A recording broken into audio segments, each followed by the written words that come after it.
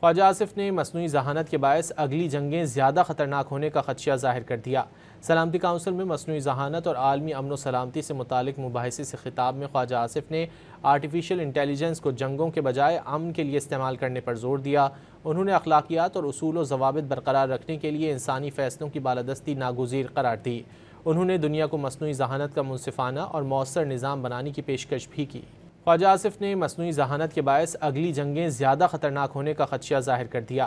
سلامتی کونسل میں مصنوعی ذہانت اور عالمی امن و سلامتی سے متعلق مباحثے سے خطاب میں خواجہ آصف نے آرٹیفیشل انٹیلیجنس کو جنگوں کے بجائے امن کے لیے استعمال کرنے پر زور دیا۔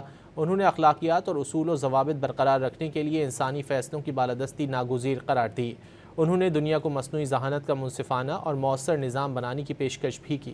خواجہ آصف نے مصنوعی ذہانت کے باعث اگلی جنگیں زیادہ خطرناک ہونے کا خدشہ ظاہر کر دیا۔